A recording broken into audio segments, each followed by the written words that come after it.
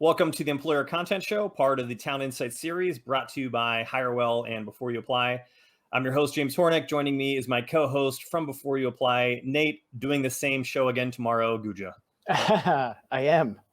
I was telling you before, swear it wasn't planned. Not trying to step on our shoes. Not trying to step on my own shoes. Yeah, my employer branding show and tell just happens to be about the same thing. All right. So before we start, check out all of our episodes on Hirewell Talent Insights, which is talentinsights.hirewell.com, our new media site that has everything that we do. Today's segment, also the segment that Nate's doing on his other show tomorrow. What candidates want to know, recruiting recruiters edition. Great. So so we're talking about actually how to attract recruiters through content. This is the fourth show, probably the last one, because I think you and I are both sick of it, but this was an important one to do before we bounce on the whole topic. And I also think from here on out, it's going to get very repetitive and derivative. But all the shows up to this point, we've all learned new things about what candidates want to see. And again, so everyone knows the methodology. If this is the first time you're kind of tuning in, we've been doing surveys. Actually, let me back it up. Point of all this is Nate and I both believe that interviews just gate information. So like all the really important stuff that people want to hear that gets them excited about a job and wanting to join is all the stuff that comes out mid to halfway through, when they're at the offer stage, or when they're really, when companies are really selling them, or they're really digging into kind of what it's like to work there. If you would just take all these things and put them at the front of the interview process, you would have a way easier time attracting candidates. Yep. That's the crux of it. So we did some anonymous surveys that were focused on what I'm trying to think of three questions off the top of my head. What do you want recruiters to mention when they reach out to you? What questions do you ask during the interview process? And how do you decide on an offer? What goes into that decision? So It's kind of like all three phases kind of integrated. Then we just grabbed all that information, pulled it out, and realizing I actually forgot some of the data I want to include in here. Okay. We had a lot for this one. So we actually had about 50 responses. It was a good mix of I'm going off I did not put this in my notes. So actually, no, I got it here. Yeah, it was like 50% internal. Yeah, it was pretty close. 50% internal. All right, so it's sorts of positions people recruit for. So technology was like, and by the way, these were kind of a check all boxes that apply. That's why these numbers are way over 100. 60% of people do tech recruiting, 40% digital marketing, 35% finance and accounting, 35% sales, 30% administrative, smaller amounts in that 15 to 20 range for legal, healthcare, supply chain, human resources, about 30%. The breakdown by career was 23% early individual contributor, close to 50% senior level, 20% roughly recruiting management, 10% roughly like head of recruiting executive level. It was an even mix between when people were looking. So I'm curious if we're looking now. Did they look earlier this year and they found something? Did they look in the mess that was 2020, or did they look 2019 or prior? And it was actually kind of an even mix, like 25% for all those. 50% internal recruiters, 35% or so agency. And then everyone else kind of defined themselves as like executive recruiters or maybe freelance recruiters, people focused on sourcing some smaller areas. So, and a lot of what we're going to talk about too is going to be, there is a big difference between internal corporate recruiters and agency recruiters, which are kind of the two biggest buckets here. So anyways, so let's get into it. Okay. There were actually a lot of things, some things that were new and some things that have come up previously, but I think it's important that we also lay it up. The other reason why I want to talk about this is, if you're not aware, like the market for recruiters right now is insane. It's easily the biggest market if you're if you're a recruiter who's a job seeker to find something new. Everyone's having a hard time hiring in general in certain circles that we work in, all the quote unquote office dork circles. And so they're hiring more recruiters, both agencies, getting more agencies involved, as well as hiring more people internally. And it's just, people are having a hard time. So what might help you attract people if you wanted to create some content to showcase yourself up front? We'll do this. What do you think the number one thing was here, Nate? This is our fourth show. I'm going to go with comp. It's always number one. Yeah. So yeah, we won't belabor this. In fact, Jeff and I are doing a show next week about companies that why they don't necessarily put comp in their job ads and whatnot. So, but yes, comp is number one. Everybody wants to hear comp. This is the number one thing every single show. It was for tech and marketing and sales. Sick of talking about it. What do you think number two was, Nate? I'm going to go with remote. There you go. So yes, another way, if you need to hire recruiters, I highly recommend you doing so remote basis, because there's just way more who are going to be interested in that. But in terms of advertising it, and again, this isn't about bending and making your organization the way that's going to appeal to people. It's about, if you're doing these things and you're not advertising them, you're doing yourself a massive disservice. If you have a remote policy, you have to put that in your job ad. I'd put it in the title of the job ad. Or whatever you do in terms of email outreach or social posts, like you have to be talking about this stuff. Yeah. So now here's where it gets interesting, because there are some things here that we definitely talked about before, but it's important to explain why it's a little bit different when you're hiring a recruiter, and why maybe it's, I don't want to say more important. Mm-hmm.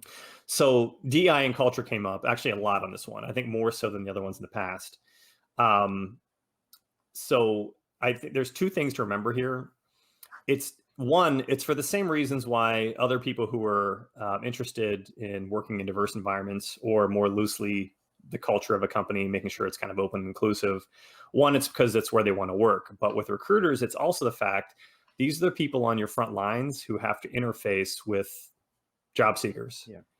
And having a good story to tell here, and having good positive stories to tell about the good things you're doing, versus being hamstrung because there's a lot of bad press out there about you, or you don't have a good story to tell, like puts them in a lot of uncomfortable positions, not to mention makes it hell of a harder to do their job. Yeah. So this is also something, if you're trying to attract recruiters, playing up what you're doing that's positive kind of in this area, both in terms of diversity, inclusion, specifically more loosely in terms of your culture. If you have a positive culture, talking about that, very important, because no recruiter likes recruiting for an organization that doesn't have this part locked down. Yeah. Yeah. I would say on top of that too, and this is kind of where it diverges a bit with agency versus internal. Recruitment agencies have notoriously crappy culture.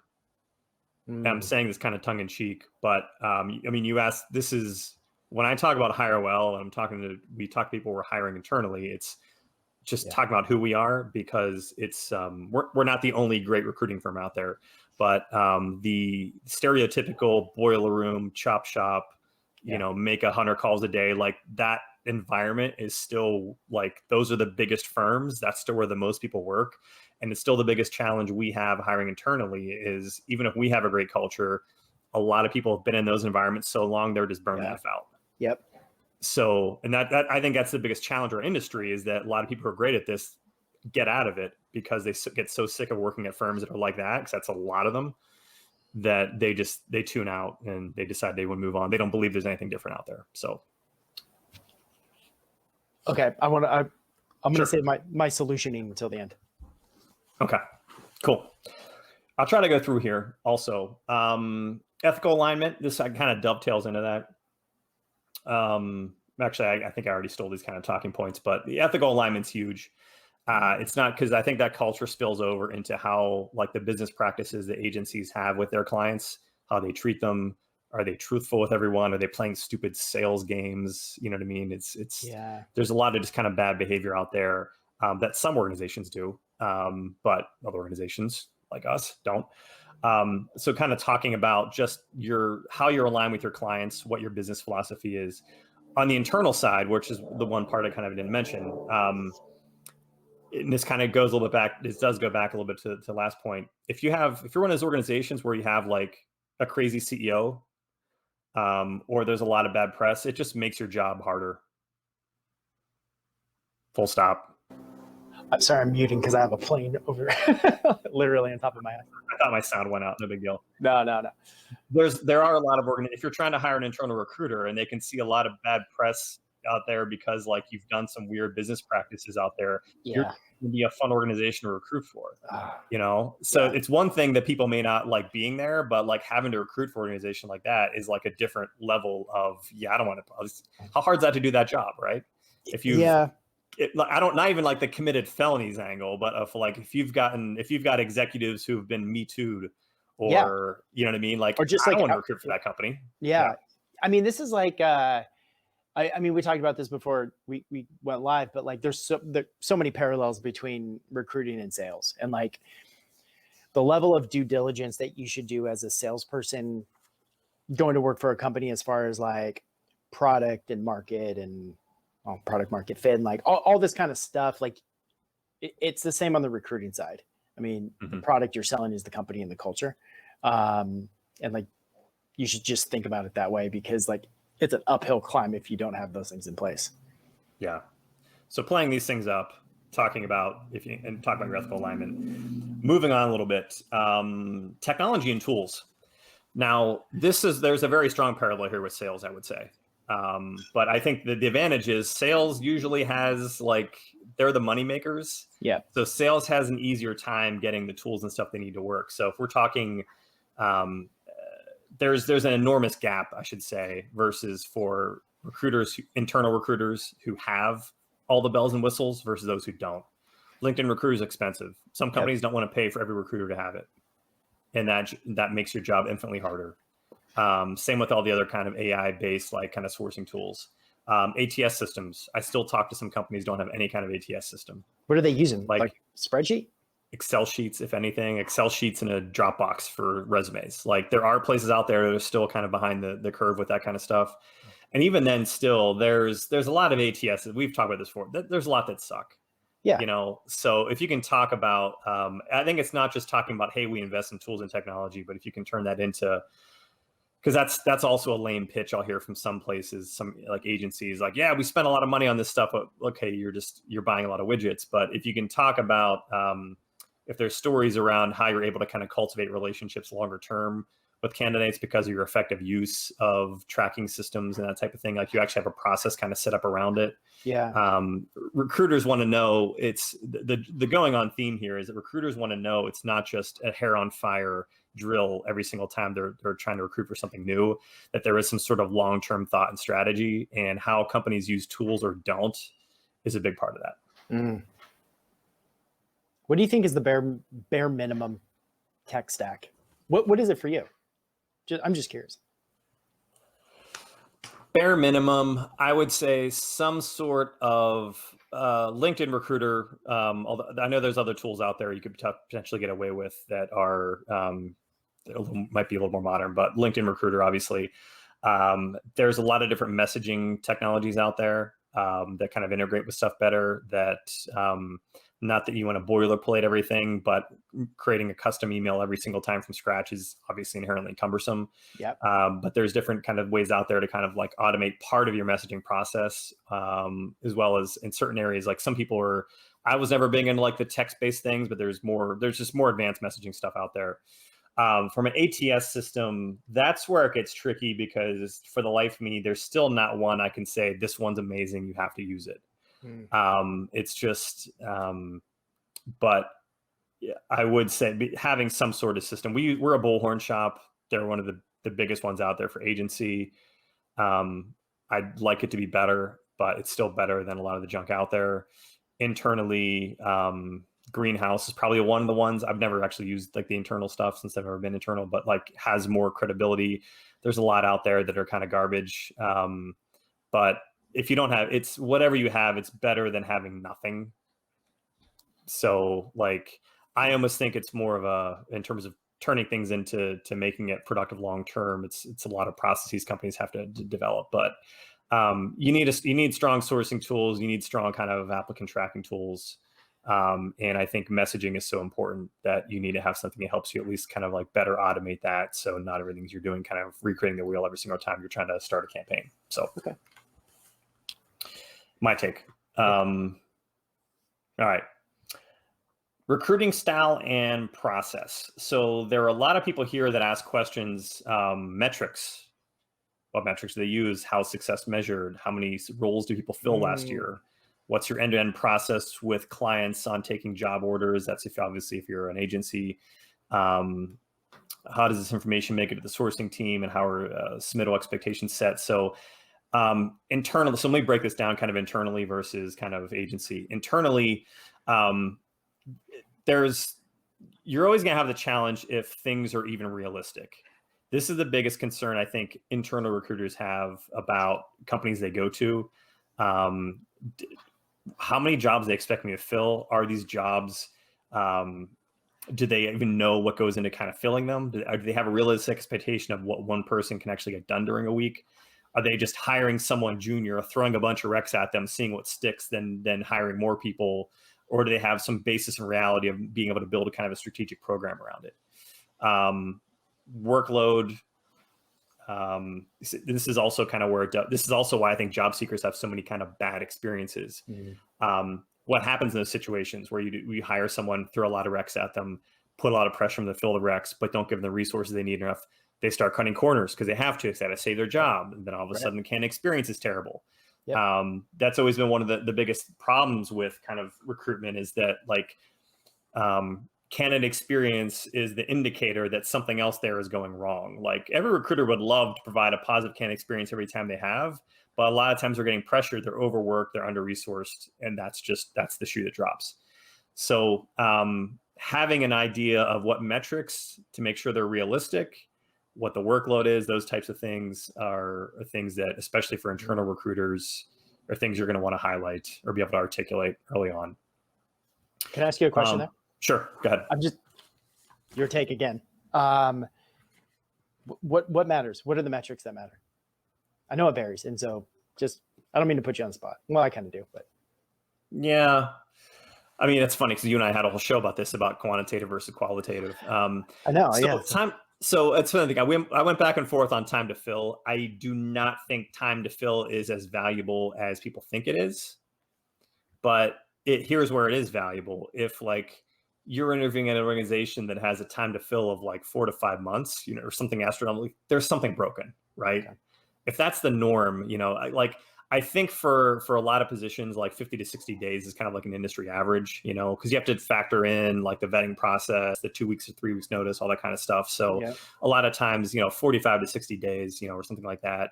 If it starts stretching 90 days, if it starts stretching 120 days, like that's a massive red flag of what's going on behind the scenes that's taking so long. Now, executive positions might be longer, right? Mm-hmm. You want to take more time, you can put more time into it. Certain tech positions are going to be longer just because they're really you're trying to find blockchain developers or something like that. Like, okay, we get that. But if you're trying to find like a marketing, HR, kind of more of a functional type role, and it takes a while to get those filled, like, there's something dysfunctional behind the scenes. You just don't know what is the issue. That's why time to fill is not like a great metric from like let's take action on it. Because it's just indicator something's probably wrong, but doesn't give you any indication of what. Does that make sense? Yep. Okay. Where the hell was I? Sorry. Okay, so we're still in kind of recruiting style and process. So flip over to the agency side. Here's also why, and this is me kind of soapboxing a little bit. Split desk versus full desk. So one of the hills I'll die on here is that the only way to properly have expectations with clients and do a good job is if the people who are talking to the client, managing the relationship, are the ones actually doing the work. There are a lot of organizations where that's not the case. Some places have a salesperson who manages the relationship, and they have a recruiting team that does recruiting, and they're just funneling candidates through. But the person managing relationships is not doing the real work, so they can't actually clearly articulate or firsthand why it's broken, why it's not working. It's a game of telephone, ultimately. Okay. So I think I don't believe that's a good, I don't, at the same time too, you have to say, like, I don't think there's also the sales, account management, fulfillment. I don't think it's realistic that at a scalable basis, one person can do all three of those, but I do believe that the account management and the fulfillment have to be the same people involved. And I believe that most experienced recruiters who are good are going to agree with me on that. Some may not.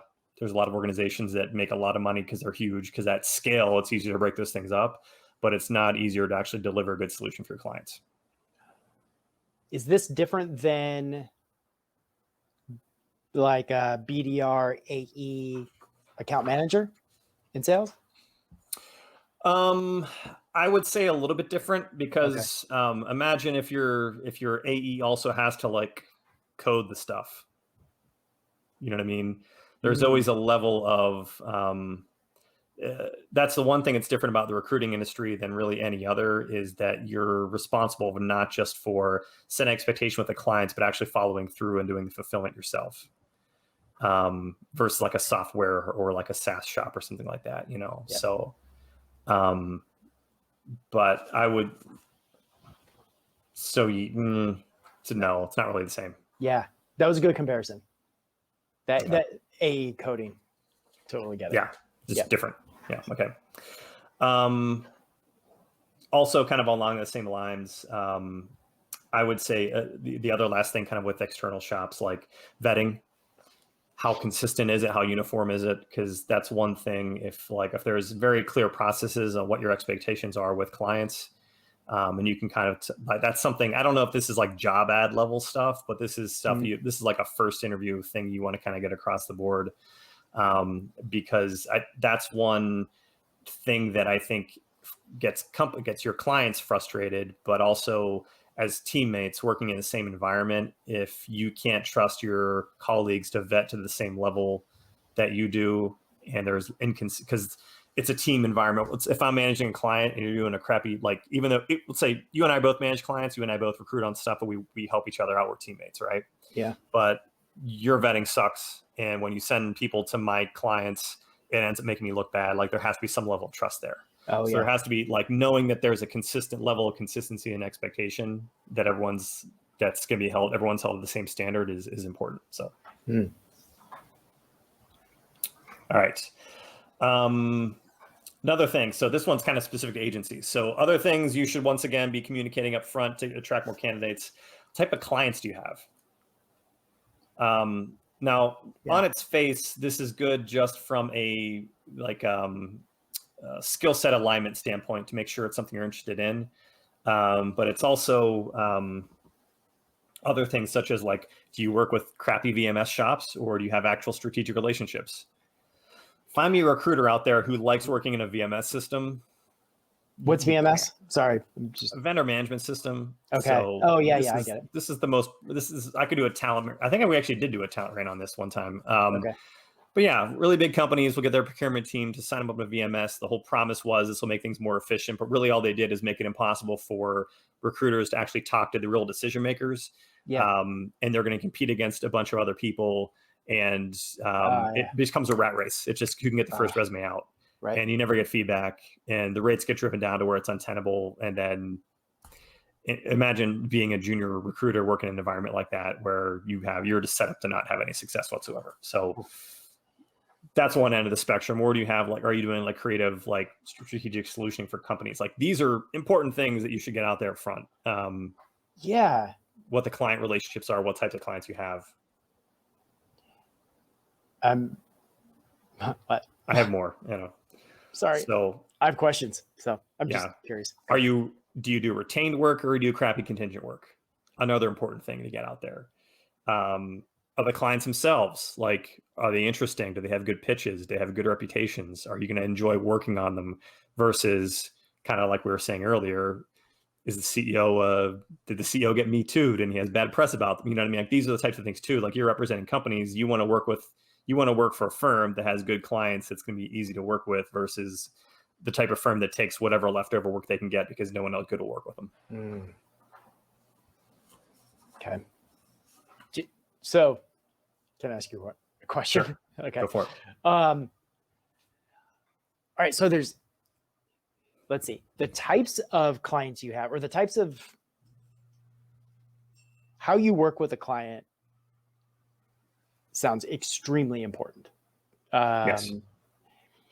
Is it the same? How much do logos play in? Oh God, I hate that. Yeah. All right. I don't. No. I hate that terminology. I forget if it was you and I or someone else talking about it. I think Matt Vadi Vadi, how you pronounce his last name, was bringing that up. Logos. I've always found that terminology to be awkward and weird and just kind of like just douchey. I don't know, but big name clients. I see, that's the thing. I think some companies like to name drop, like, just the names of their clients because they're really impressive. but that doesn't mean they're good to work with. Totally. So, Yeah. so to answer, I guess to answer your question, if I was going to create content around this, part of it, half of it, okay, talking about reputable clients you have, just to know that they're good companies, but that doesn't tell the whole story. I think the other story is talking about the type of relationship you have with them. Yep. So we have retained relationships with these 20 companies where we have people embedded who assist them hand in hand, and we've been working with them for how many years, and here's our track record. Like, it's taking it to that next level and the type of work you're actually doing. Yep. Great. Okay. We're actually getting through this really quick. I think it's because you're not saying anything. I know. I'm not talking at all. I knew coming in, this is going to be the one that I have the least to say about. Yeah. I do have some thoughts. Okay. I got two more. You'll go ahead. I'll take a break. No. Let's finish up, and then we'll talk about solutions and stuff like that. Next one, turnover. My previous hires didn't work. Now this hits on two levels. So so for agencies, is this a boiler room? Like, that's really what this kind of addresses. If you're an agency with high retention, I mean, just inherently, you're probably a better place to work, because so many agencies have such high turnover. So I would say, like, for an agency, this is definitely one of the top, like, 5 things I would talk about is, like, what your retention rate is, because I guarantee there's a high correlation between having high retention and just having a good culture and people being able to make money and people having good, like, it's all related. Yep. Versus if you've got high retention versus if you have low retention, high turnover, like, I know what kind of environment you are if that's the case. Like, if you can't retain people in recruiting, like, you suck. Anyway. Now internal, it's kind of this, it's similar, but you have to also realize that, like, are we talking about, because one thing I wasn't quite sure about, we could be talking about retention of the recruiters themselves, or we can talk about retention across the entire company. So it's always if you're a recruiter internally and you've got a company with high retention, company with high turnover, you're always going to be filling a leaky bucket. Yep. / you're going to be talking to candidates who realize at some point that you have high turnover, asking you those hard questions. And do you really feel like dealing with that? Like, it's not your fault the company, like, has high turnover, you know what I mean? But you're the one who's responsible for, like, trying to convince everyone, no, it's okay, we're fixing things. Are you really? Like, it's just, it puts you in, like, no one wants to recruit in that kind of environment, just because it puts you in an uncomfortable position that it's just not good. And the next level on top of that, there are companies that have pretty good retention, but they can't figure it out with recruiters because they just don't. So are we talking about retention with recruiters specifically? Because, again, it's a place that doesn't quite understand or doesn't quite get the value of what recruiters should be doing, puts high expectations on them, higher than reasonable, puts excessive high kind of fill expectations, and then they lose people. So kind of, I guess there's 2 aspects there. So addressing, but for agencies, 100%, like, turnover is one of your biggest levers to talk about, because you don't need to explain it to them what it is working with a place that has high retention versus low retention. They'll extrapolate from there. Yeah, it tells the story. Got it. All right. Coming up on the close here, and maybe this is closer to your wheelhouse, because this is literally what we've talked about for a year now. Okay. Strategy. So recruiters, like, do they actually have a long game? Is it short-sighted, we need to hire X amount of people, or do you have a hiring strategy? Do you invest in things like employer branding and technology? And is there alignment between the business units and the recruiters and all that kind of stuff? When I look at this, I guess under both lenses again, agencies, what are they doing business model wise? Is this a transactional shop where they're just filling jobs, contingent basis? Or or are they doing anything innovative? Are they doing a higher level solution with companies? Things you want to talk about up front. Internally, again, it's everything we've talked about for the past year. Yeah. Do you remember offhand how many recruiters wanted to know about employer branding? From this? Mm-hmm. There was way too much data to go through to sort that out, but this came up. I don't know how many of them care. Yeah. People who talked about strategy, I would say, like, half mentioned strategy loosely. I was Yeah. throwing employer branding in there. There's probably only like 5 or 6 that called out employer branding specifically, but I wasn't expecting every single person to kind of like mention every aspect of this. But strategic elements, like it came up, tech integrations, long-term candidate pipelining, alignment with business units, and these are all very different things, but they're all things that point to more of a strategic mindset with your recruiting versus like transactional. Yeah, like where I'm going with this is as a recruiter vetting a company, let's say for internal recruiters, vetting a company, that would be a great qualifying question. It's like, how are you thinking about employer branding? What is your plan? Do you have a team? Who manages? I mean, just start asking any questions about employer branding, and like stuff will get exposed. They'll either be sitting there going like, we're thinking about it. And like, I mean, you automatically know that like nobody cares. And then follow up too, like how tightly aligned are you with the marketing team? How involved is the marketing team with the hiring efforts if they don't have a good employer branding answer? Yep. I mean, you can just take those questions and just like start getting a really good understanding of like where priorities lie. One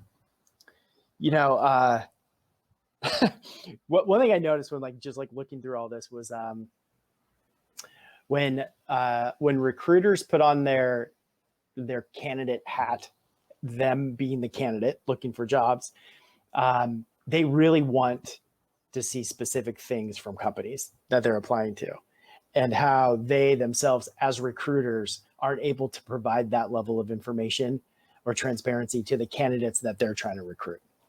I love the irony. It's like right there. It's so right there.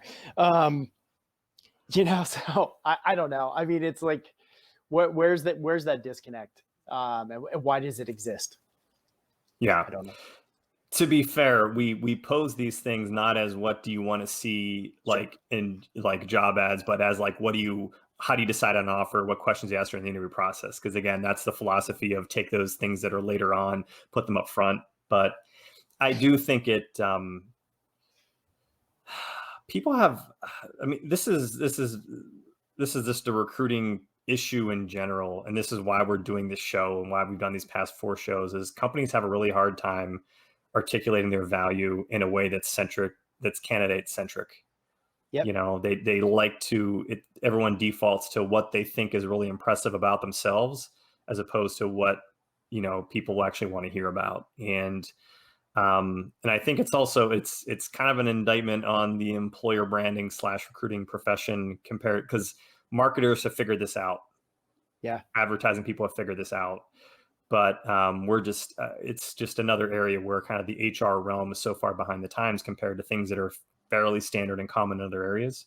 Yeah. So, but that's why we're here doing the show. Yeah. There's something else I'm thinking about too is, and I think I posted this a year and a half ago, maybe longer, who knows? And it was this idea of why internal talent leaders, a head of talent, needs to have a public persona, a public voice. Like LinkedIn obviously is the place. It's where recruiters spend all of their time. And you just notice that like there aren't many, I can't think of one right now off the top of my head, but internal talent leaders who are doing the types of things that you and I talk about all the time. Just like being thought leaders about like their perspective on the industry and how to operate as this internal leader, all this kind of stuff. They're just not doing it. And I even got pushback when I posted that from somebody who was on my team, like at my company, who like reached out to me and said, hey, I saw your post today. Like, I don't agree with you. I mean, you have to realize basically that like these people are overwhelmed. They're extremely busy. Like it's the last thing that they think about, I'm like, oh, like, yeah, that's the reality. But at the same time, like at the time, this is my response was, that's just also an excuse. Like it's That's it. But now I fast forward to now, and this isn't me saying like, oh, I was right, but I just look at this going like, suddenly recruiters are the ones who are in demand.